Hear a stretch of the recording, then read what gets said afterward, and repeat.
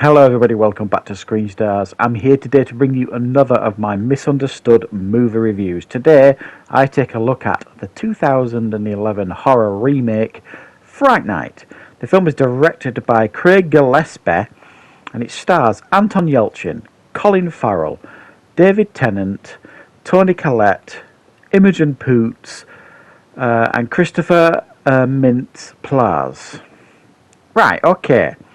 As I mentioned, this is the remake of the 80s classic Fright Night, and it focuses on Anton Yelchin's Charlie Brewster, who is living in Vegas, and he discovers that his next door neighbour, Jerry, played by Colin Farrell, is in fact a vampire, and he spends much of this film trying to convince people, including his girlfriend, his mother, and Peter Vincent, played by David Tennant, who is like a magician who, seems to promote that he knows everything about the dark forces, so on and so forth, and he thinks David Tennant can help him. However, his life becomes increasingly in danger as Jerry becomes aware that the game is up. Right, what are my thoughts on Fright Night, the remake?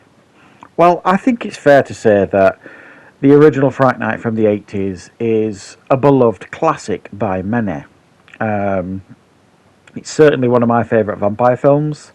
I know there are some people who will watch this who will argue that it's, one of the best films of the 80s of that genre. And it is a very, very good film. A lot of people like the Fright Night 2 as well when that came out. So, horror remakes or reboots or whatever you want to call them, over the last 10 to 15 years have been somewhat frowned upon. And that's mainly because many of them are just so unoriginal and dull, and they just don't necessarily do anything differently or, make it stand out or make it feel special in any way. It just feels like a glossy remake of the original, and they never really have the soul of the original.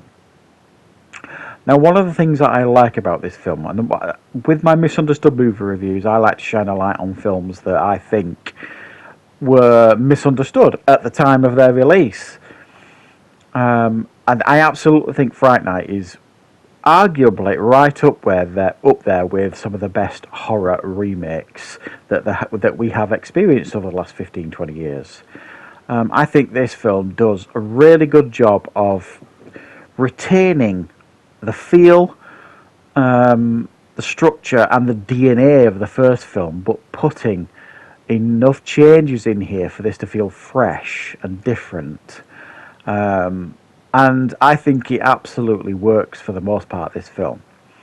Some of the things that they change in this film, like in the original Fright Night, it's Charlie who discovers that his neighbour's the vampire, and he's trying to convince his best friend, Ed, that he's a vampire, so on and so forth. Well, in this film, it's actually Ed who discovers that Jerry's a vampire, and he's trying to convince Charlie. Charlie's not the nerd in this film. He used to be the nerd, but he's now trying to be one of the cool kids. He's got, a flashy girlfriend, you could say, punching above his weight. So he doesn't really want to be a nerd anymore. He doesn't want to hang out with Ed anymore. So they kind of shift all that about. It is structured differently. It's set in a different location, like Vegas, which does make sense when you actually analyse the location. It doesn't feel as cartoonish, if you like, as the first one. I think they've gone for a more gritty, realistic approach here in the film, but there is humour to be had as well. One of the huge strong points of the first film is the humour in there. You could even argue it's pretty much a horror comedy, the first one, and I think that is a very strong argument. This time round, the humour essentially comes from characters like Peter Vincent, played by David Tennant. Now, David Tennant, I think, had just left Doctor Who at the time when he got this role. At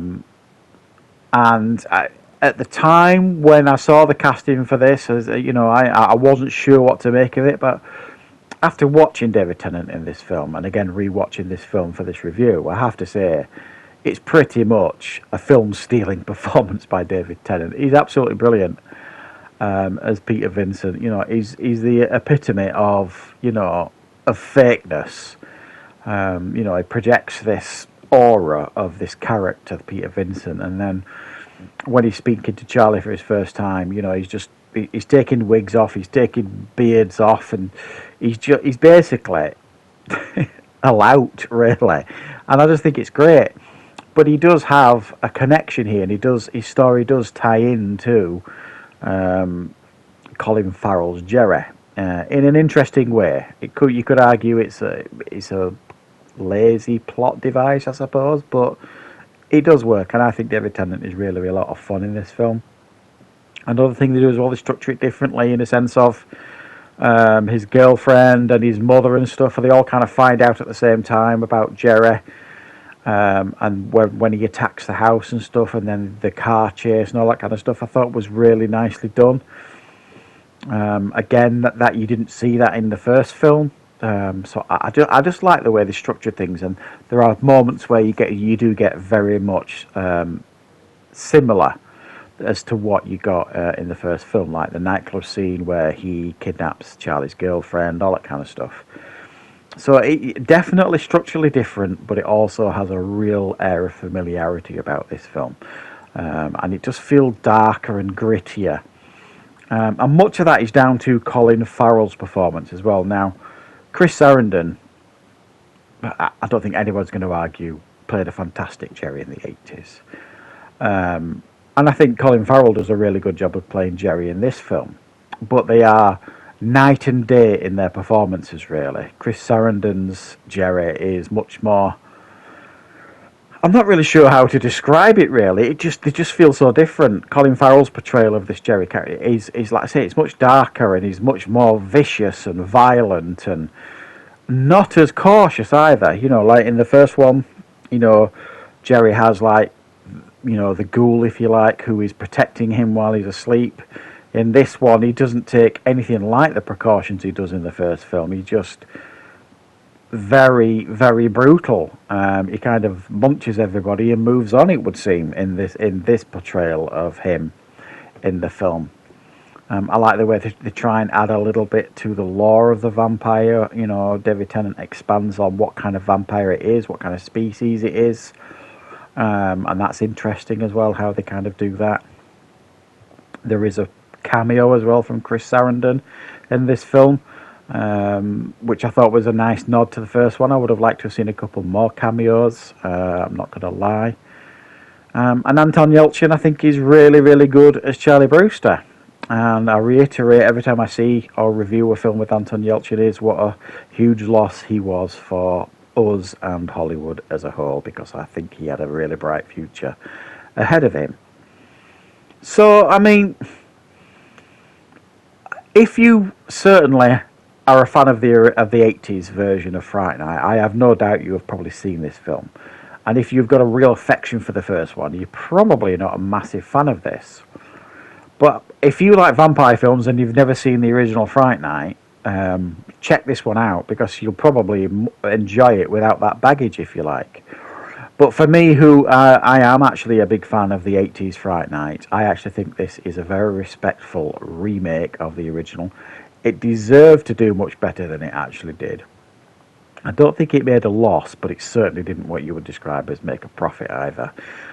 It was kind of underwhelming, I suppose it's fair to say, the performance at the box office. And even with critics as well, I remember nobody really bothered so much about it when it came out, which I do think is a real shame. And the whole point of these misunderstood movie reviews is to shine the light a little bit on movies that I think do deserve this second chance. So do so, guys. If you haven't seen this film for a while, check it out. Hope you enjoy it, and I will of course be back with plenty more reviews and content on the channel very soon.